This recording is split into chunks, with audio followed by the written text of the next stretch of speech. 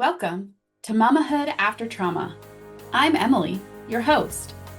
Here we share strategies and inspiration to help you heal and grow with kindness and understanding. Let's dive in. This is Mamahood After Trauma. Hey there, Mama.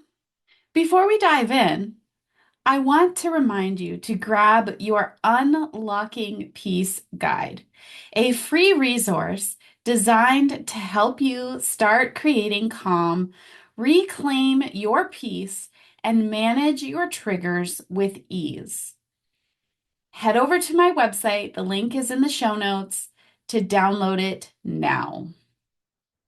Hey, Mama. Welcome to the Mamahood After Trauma podcast. Today, we are diving into a topic that so many of us struggle with: loving relationships and healthy boundaries. Now, before we get too far into this, you may notice a difference in my voice. I am battling a cold, and so please forgive me for my frogginess.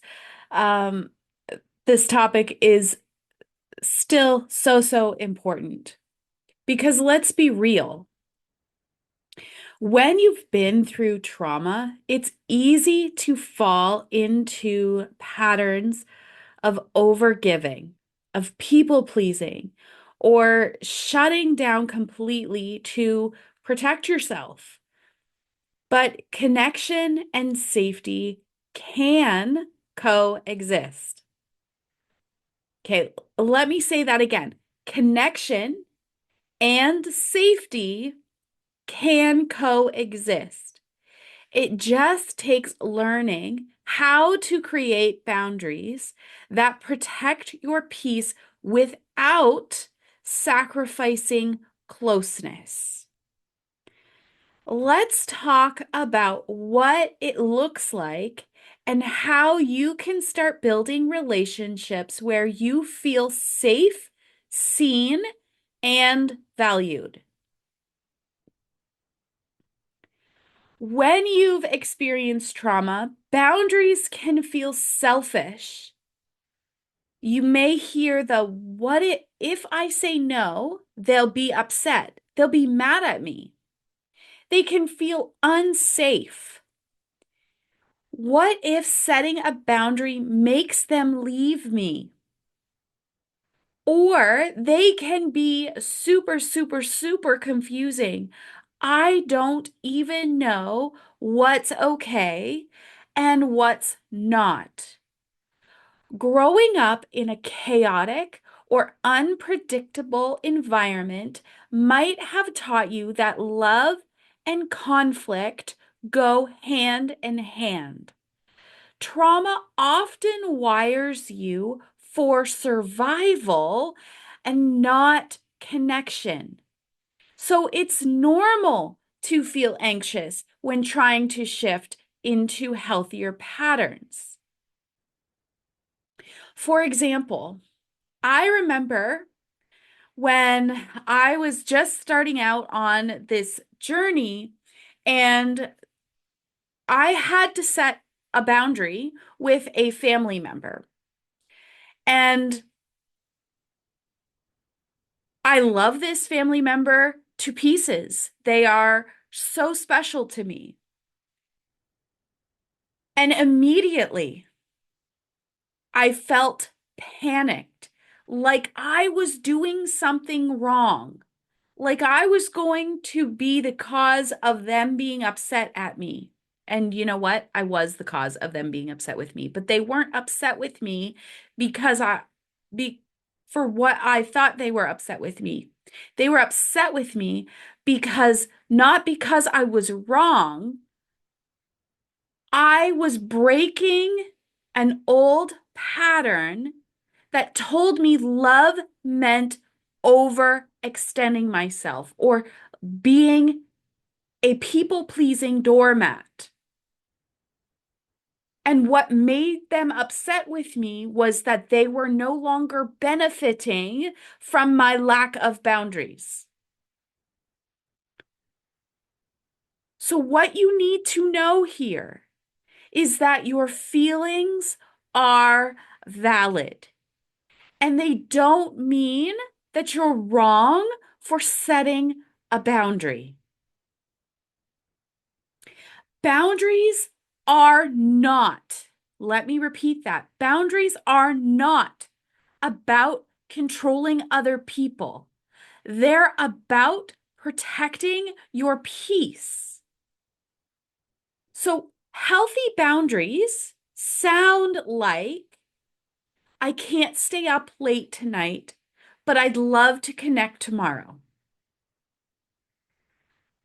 I love you, but I'm not available to have this conversation right now.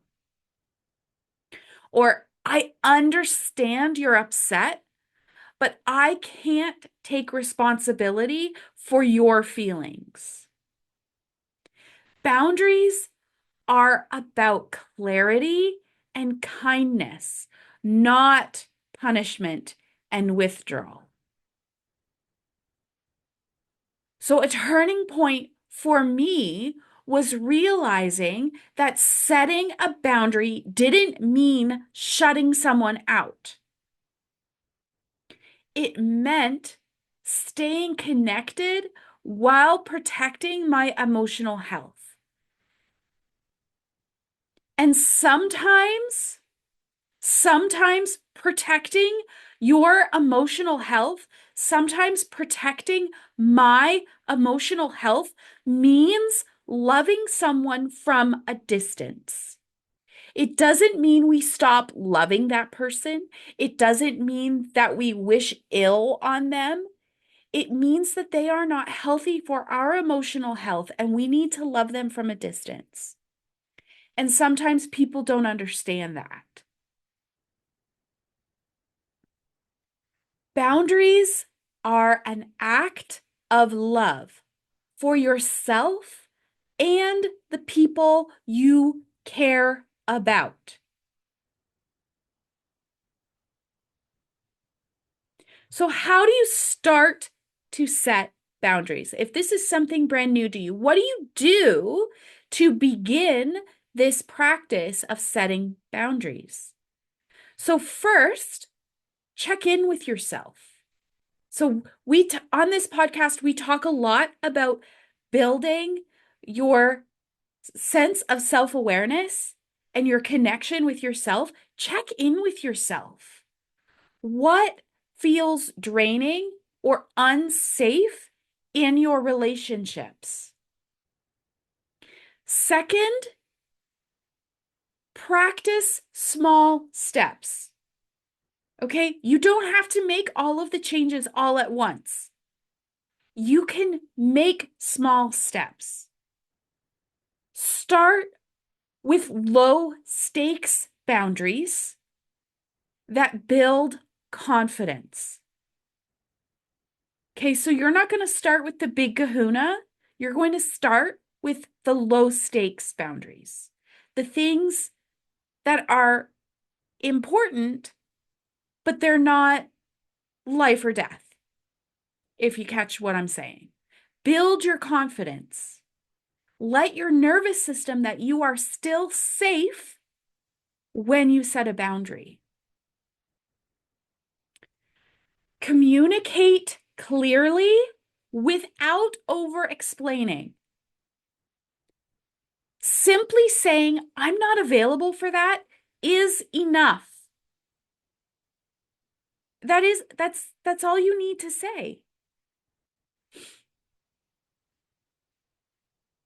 Fourthly, lastly, hold the line, stick to your boundaries with compassion. Their reaction is not your responsibility. You are not responsible for managing other people's emotions and their reactions to your boundaries. I used to say yes to things because I didn't want to disappoint people. But the more I practiced setting small boundaries, like saying no to last-minute plans, the easier it became to stand firm when bigger boundaries were needed. Boundaries are a muscle. You strengthen them with practice. It's just like going to the gym. You go to the gym and work out to build muscle, right? This is no different. Boundaries are a muscle. Self-compassion is a muscle. You build these things over time and practice. All right, so what can you expect when you start setting boundaries? You may experience pushback, but you need to remember, like I mentioned before, the pushback you experience is not because you're doing something wrong. It is because they are no longer benefiting from your lack of boundaries. The people who love you will adjust. Those who thrive on your lack of boundaries may